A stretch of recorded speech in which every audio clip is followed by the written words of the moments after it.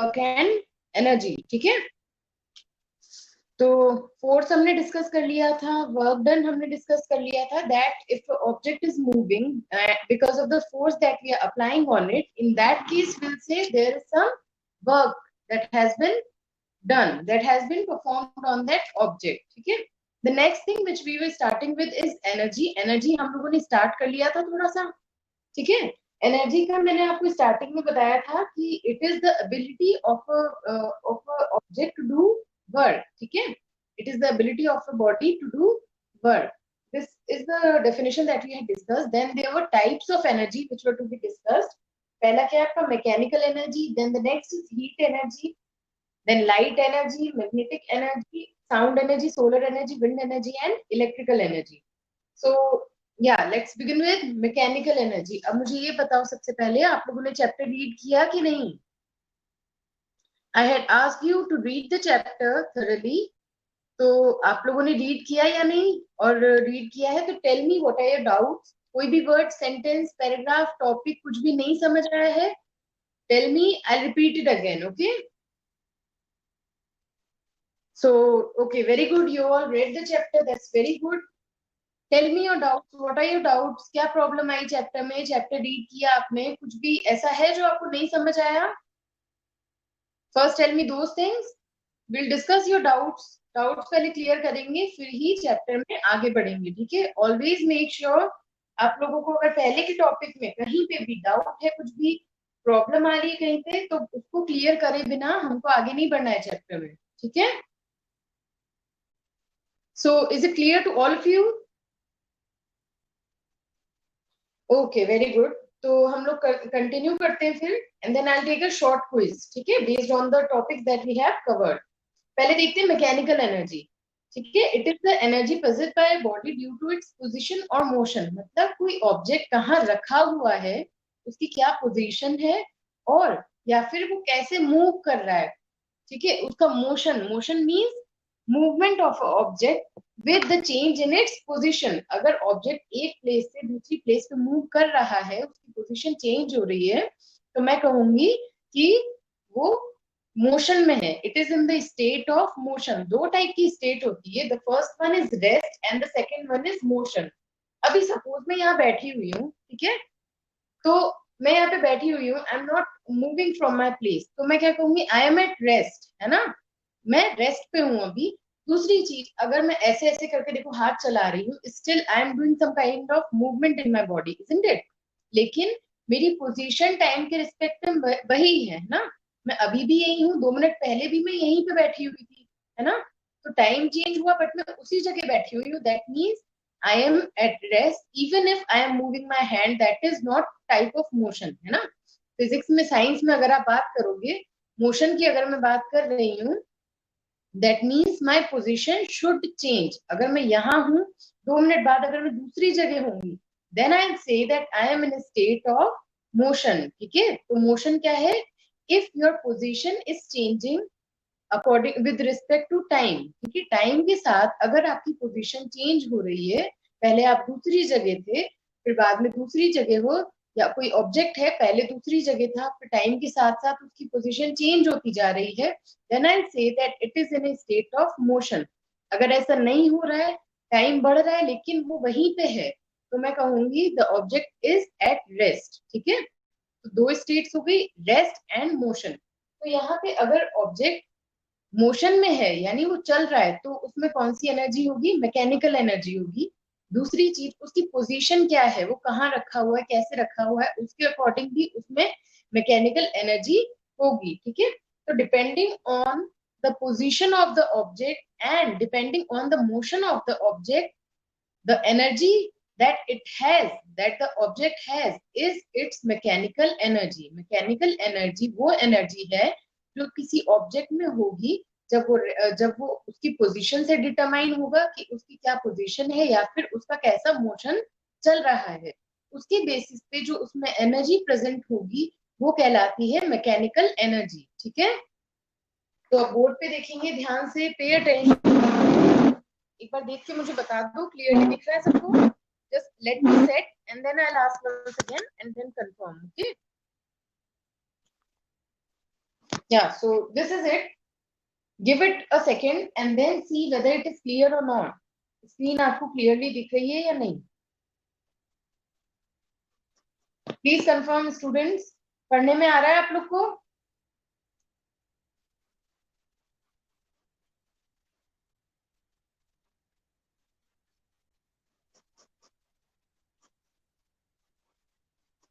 ठीक है,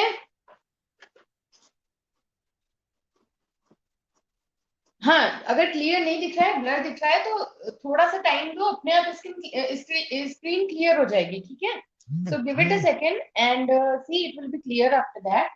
तो यहाँ पे ध्यान दो, आई एम एक्सप्लेनिंग यू. एक मिनट. हाँ, here we are discussing mechanical energy. First type की एनर्जी हम डिस्कस कर रहे हैं, which is mechanical energy. ठीक है, कोई ऑब्जेक्ट की पोजीशन और मोशन से डिटरमाइन होती है कि उसमें मैकेनिकल एनर्जी कितनी है भी या नहीं है. ठीक है, so it is the energy possessed by the position or the motion of the object. ठीक है, उसकी वजह से जो उसमें एनर्जी होती है, that is mechanical energy. Mechanical energy is of two types. The first one is this potential energy and the second one is kinetic energy. The first one is potential energy, second कौन सी है? Kinetic energy. Potential energy discuss करेंगे. ये कैसे object में होती है? अगर object ground के रिस्पेक्ट में किसी हाइट पे रखा हुआ है, जैसे कि बिल्डिंग के टॉप पे रखा हुआ है, या सपोज ये जो मेरा पॉइंटर है, ये फ्लोर की जगह मेरे हाथ में है, it is at some height ना, ग्राउंड के रिस्पेक्ट में किसी हाइट पे है, ये ऊंचाई पे है थोड़ा सा ग्राउंड से, so it is at some height. तो मैं क्या कहूंगी, इसमें पोटेंशियल एनर्जी प्रेजेंट है. जितनी ज्यादा हाइट होगी उतना ज्यादा इसमें पोटेंशियल एनर्जी होगी. Is that clear? या फिर आपने देखा होगा, वो स्ट्रेच करते हो आप, रबर बैंड को स्ट्रेच करते हो, कोई सी स्प्रिंग को स्ट्रेच करते हो, तो उसमें भी उस टाइम कौन सी एनर्जी प्रेजेंट होगी? Potential energy. तो potential energy is present because of the height of the object, और इफ इट इज स्ट्रेच, आप उसको स्ट्रेच करके रखते हो. जैसे कि आपने देखा धनुष चलाता है जब कोई, तो क्या करता है, वो एरो को पीछे खींच लेता है ना. तो स्प्रिंग में क्या होती है, पोटेंशियल एनर्जी आ जाती है. अब उस पोटेंशियल एनर्जी की हेल्प से वो पोटेंशियल एनर्जी बाद में एरो को ट्रांसफर हो जाती है. तो स्प्रिंग की वजह से एरो में पोटेंशियल एनर्जी आ जाती है और वो आगे बढ़ जाता है. ठीक है, तो ये कॉन्सेप्ट है पोटेंशियल एनर्जी का. It is possessed due to the height of the object और if it is stretched. Is that clear? तो basically potential energy is possessed by object due to its position. भाई आपने stretch कर रखा है तो भी उसकी पोजीशन नॉर्मल नहीं है ना, चेंज हो रखी है. स्ट्रेच करके आपने उसकी पोजीशन चेंज कर रखी है. दूसरा क्या, हाइट पे रखा हुआ है तो भी इसकी ये पोजीशन है ना, वहां पे रेस्ट पे होना चाहिए वो, तो ये इस पोजीशन पे है, हाइट पे है, तो क्या होगा, उसमें पोटेंशियल एनर्जी आएगी. So potential energy is present on account of the position of the object. Is that clear? It is due to the position of the object, whether it is at some height or it is stretch. ठीक है, तो उसमें क्या energy present होगी, potential energy. Second one, come to the second one which is kinetic energy. Object में kinetic energy क्यों आती है? If it is moving, if it is flowing, or if the object or a person is running. ठीक है, तो motion की वजह से ऑब्जेक्ट में जो एनर्जी आएगी वो होगी kinetic energy. Kinetic energy is present due to the motion of the object. ठीक है, if a person is moving, if a person is running, if a object is flowing. ठीक है, तो मोशन की वजह से उसमें जो एनर्जी आएगी, that is kinetic energy. These two are types of mechanical energy. Is that clear? यहाँ तक समझ आया सबको mechanical energy? Yes or no?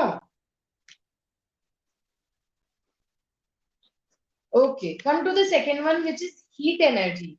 Heat energy क्या है? It is the form of energy which is responsible for the sensation of hotness और coldness.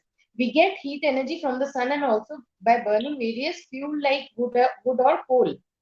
This energy is useful in cooking, running steam engine and generating electricity. Heat energy क्या है?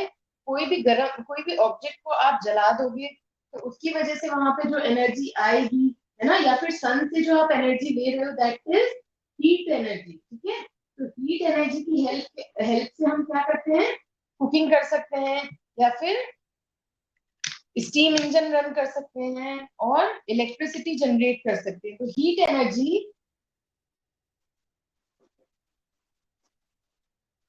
Is the one which is because of which generates hotness, ठीक है।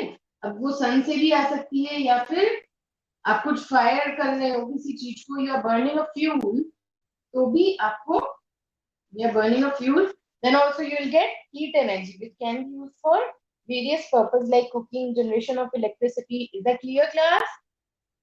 समझ आया ये heat energy? ठीक है। देखो सिंपल सा है, आप आपके आपके हैंड्स को भी रब करोगे ना इस तरीके से, तो भी तेज रब करोगे तो क्या होगा, आपके sometime you feel some kind of hotness in your palms, ठीक है। पाम आपके थोड़े से वार्म हो जाएंगे, that is also the way of generating heat energy, isn't it? आप क्या करते हो यहाँ पे, हीट ही तो जनरेट कर रहे हो इस तरीके से रब करके। तो आपने जो पढ़ा था फ्रिक्शन फोर्स, याद है फोर्स में हमने फ्रिक्शन फोर्स पढ़ा था। Friction force is also responsible for generating heat in the object, ठीक है। फ्रिक्शन फोर्स अगर ज्यादा होगा, कंटिन्यूसली ऑब्जेक्ट्स रगड़ खा रहे हैं, ठीक है, तो क्या होगा, it will generate heat in the object. Is that clear? Come to the next topic which is light energy. Light energy क्या है? Like heat, light is also form of energy, है ना। लाइट भी एक फॉर्म की, sorry, energy की form है। It makes things visible to us, the sun is the main source of light for us, we also get light from stars, bulbs, torches etcetera. देखो natural source जो हमारे पास light का है वो तो सन है, ठीक है। सन की वजह से मून पे लाइट पड़ती है, और मून से लाइट हमारे पास आ रही है, तो मून भी रात के टाइम पे आप कह सकते हो is the source of light. It is a natural source of light, isn't it? लेकिन उसके अलावा जो आपने ये जो ट्यूबलाइट है, आपका बल्ब है, एलईडी है, these are artificial sources of light जो हमने खुद ने बनाए हैं, these are man made sources, right. So light is a form of energy which produces the sensation of vision, जिसकी वजह से हमको दिखाई देता है ना।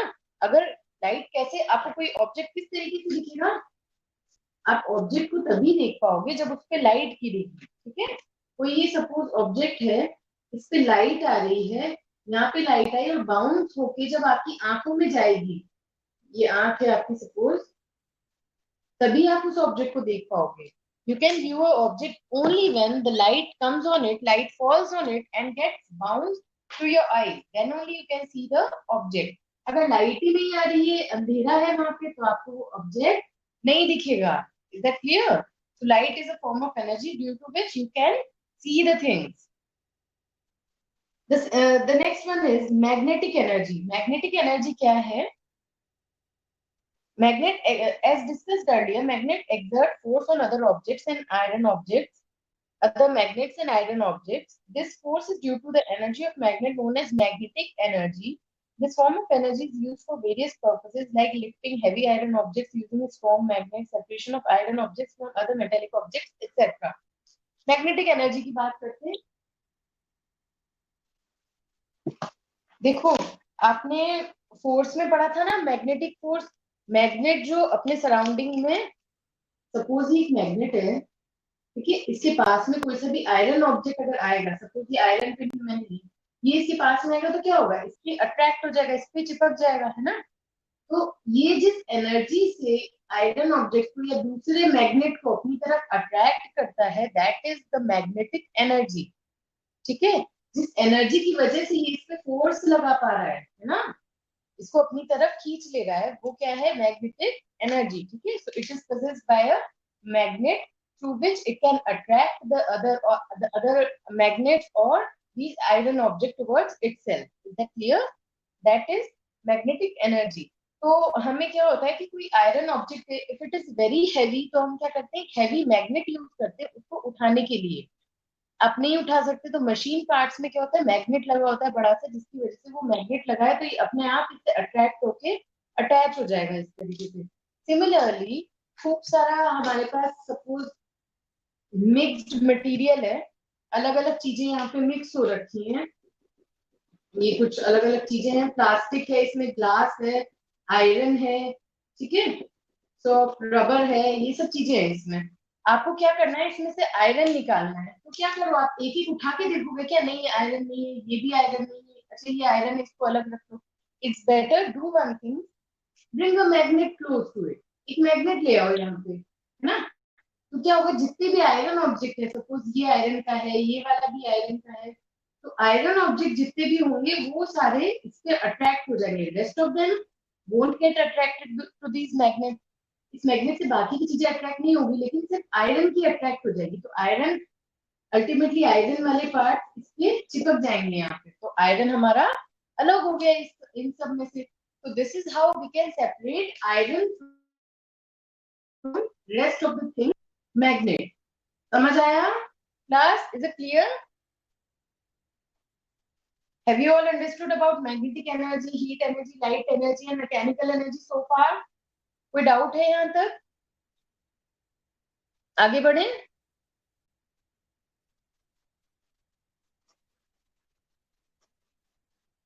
Okay, come to the next part, which is sound energy on page number 81.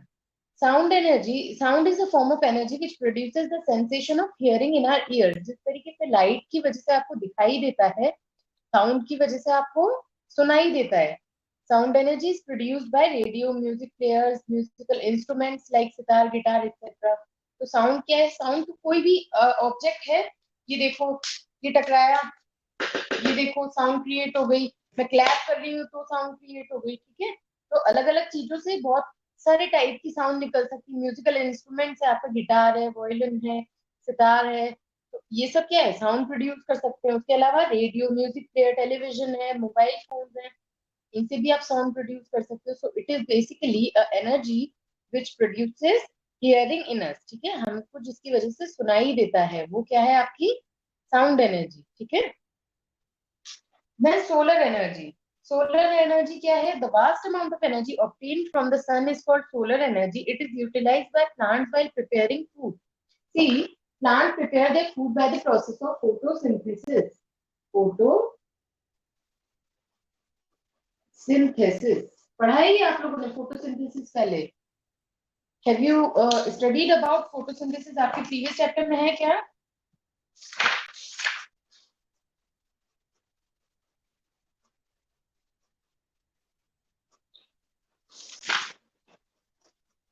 ठीक है, तो फोटोसिंथेसिस क्या होता है? Basically it is the process by which plant prepare their food, है ना। तो इसमें ज्यादा डीप में नहीं जाऊंगी, मैं आपको ये बताती हूँ बस। Photosynthesis is the process by which plants prepare their food for which sunlight is very necessary, है ना। रात को तो प्लांट्स खाना नहीं बना सकते।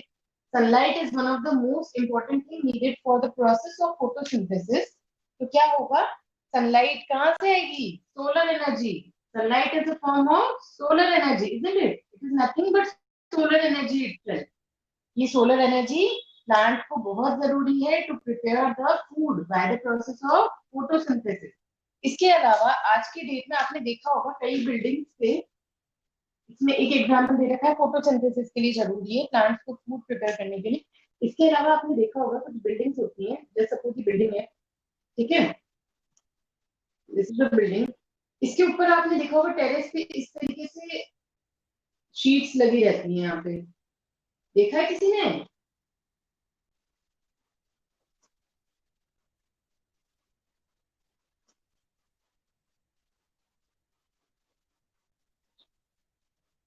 इस तरीके की, है ना।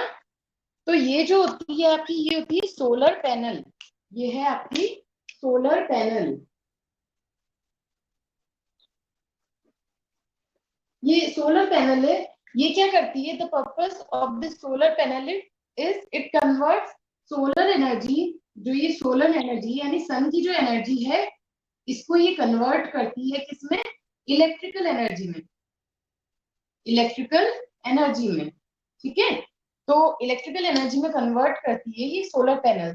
तो solar energy is also used to generate electricity, isn't it? Solar energy से हम इलेक्ट्रिसिटी भी जनरेट कर सकते हैं, ठीक है। So that is also how we can use this solar energy, right? समझ आया?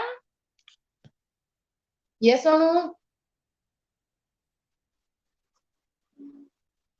इसके बाद है नेक्स्ट विंड एनर्जी, ठीक है। So come to wind energy. Like the sun, even wind is natural source of energy. Wind भी natural source of energy है। By setting up windmills, the energy of wind can be utilized to generate electricity. Wind energy आपके कपड़े सुखाने में भी काम आती है। आप क्या करते हो? बाहर कपड़े डाल देते हो धूप में, तो क्या होता है? हवा चलती है तो क्या होता है? पानी जल्दी जल्दी उसका एवेपोरेट हो जाता है और क्या होता है? कपड़े आपके सूख जाते हैं, isn't it? कोई भी गीली चीज है, आप उसको बाहर रख देते हो धूप में सुखाने के लिए, तो धूप से भी पानी इवेपोरेट हो रहा है और हवा भी चल रही है, तो उसकी वजह से भी जल्दी इवेपोरेशन हो रहा है. Now see what is wind mill. Wind mill इस टाइप का होता है आपका.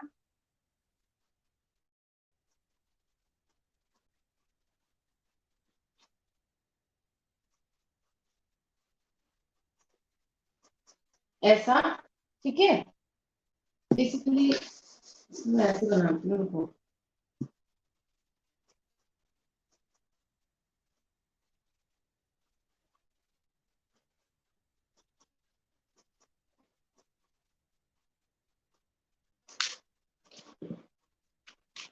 ये इसका पोल मैं इधर दिखा रही हूँ, ठीक है, जिससे ये सपोर्टेड है. ठीक है.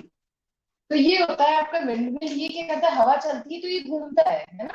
ये घूमता है, इससे क्या होता है, आगे इलेक्ट्रिसिटी जनरेट होती है. तो ये क्या करेगा, just as solar panel converts solar energy into electricity, it convert wind energy into electricity. ठीक है. विंड एनर्जी को क्या करता है, इलेक्ट्रिसिटी में कन्वर्ट करता है. इसको बोलते हैं हम क्या, विंड मिल. Wind mill. ठीक है. The next is electrical energy.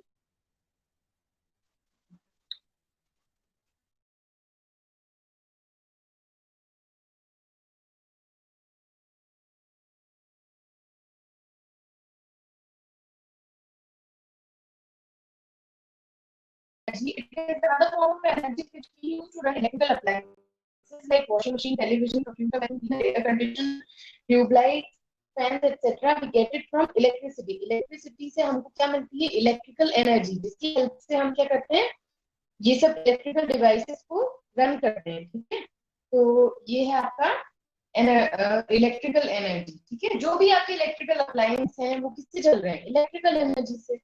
ठीक है. देखो यहाँ पे भी हमने इसको इलेक्ट्रिसिटी में कन्वर्ट किया, electrical energy to be more precise, electrical energy में कन्वर्ट किया है इसको. पैनल, सोलर पैनल भी हम कन्वर्ट कर रहे थे. ठीक है. This is how we can use different things to generate more and more electrical energy. अब देखो एक चीज ध्यान रखो, आपने देखा विंड एनर्जी इलेक्ट्रिकल एनर्जी में कन्वर्ट हो रही, सोलर एनर्जी इलेक्ट्रिकल एनर्जी में कन्वर्ट हो रही है. तो एनर्जी जो होती है हमेशा कन्वर्ट हो सकती है from one form to another. You can't create energy. आप एनर्जी क्रिएट नहीं कर सकते, आप एनर्जी को डिस्ट्रॉय नहीं कर सकते हो. ठीक है. तो one thing is energy can never be created nor it can be destroyed. It can only be converted from one form to another. Is that clear? अच्छा, बुक में भी है. बुक में देखो ये लास्ट पैराग्राफ जो दे रखे, पैराग्राफ पे ये विंडोज नॉलेज बैंक में देखो, यहाँ पे बॉक्स में देखना, law of conservation of energy. Law of conservation of energy says that energy can neither be created nor destroyed. यानी आप एनर्जी को क्रिएट भी नहीं कर सकते और डिस्ट्रॉय भी नहीं कर सकते. It can it only changes its form from one to another. मतलब एनर्जी जो है कन्वर्ट हो सकती है from one form to another, जैसे कि यहाँ पे कन्वर्ट हो रही है, सोलर एनर्जी के केस में कन्वर्ट हो रही है. प्लांट फोटोसिंथेसिस से क्या करते हैं, सोलर एनर्जी को केमिकल एनर्जी में चेंज करते हैं. So in this way energy can be converted from one form to another, but you can not create energy, you cannot destroy energy. That is the law of conservation of energy. Is that clear class? समझ आया सब कुछ? Yes or no?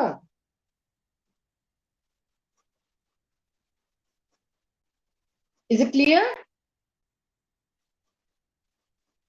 Okay, so with this your chapter is done.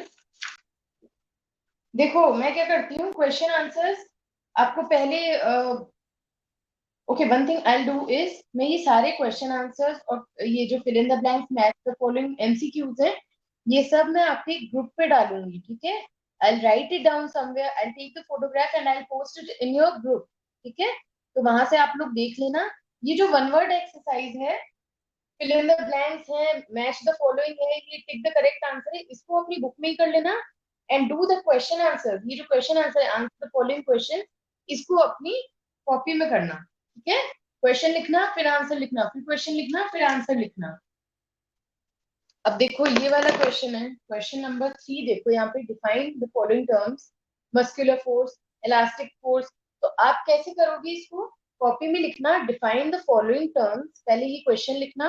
अब first part उसका लिखना muscular force, उसकी मैं definition लिखूंगी, वो लिखना, फिर सेकंड पार्ट लिखना इलास्टिक फोर्स, फिर उसकी डेफिनेशन। तो जैसे मैं कॉपी में करके दूं उस तरीके से देना, उस तरीके से ही करना। The next thing is I will not be writing the questions, मैं क्वेश्चन नहीं लिखूंगी, डायरेक्ट आंसर्स लिखूंगी। तो I write a, answer the following question and answer one. तो आप पहले क्वेश्चन वन लिखना और आंसर वन लिखना, देन आंसर टू, तो क्वेश्चन लिखना और फिर आंसर लिखना। थर्ड में मैं A muscular force definition, B elastic force definition, इस तरीके से लिखूंगी। तो आप भी वैसा का वैसा ही कॉपी कर लेना and do the one word exercise, ये सब आप अपनी बुक में करना। Is that clear? कर लेंगे सब लोग? ठीक है, okay class. So we'll be winding up the class today here and we'll start with a new chapter in the next session. New chapter start करेंगे।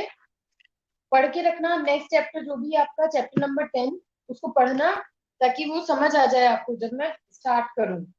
Okay class, so all of you have a nice day, take care student, thank you.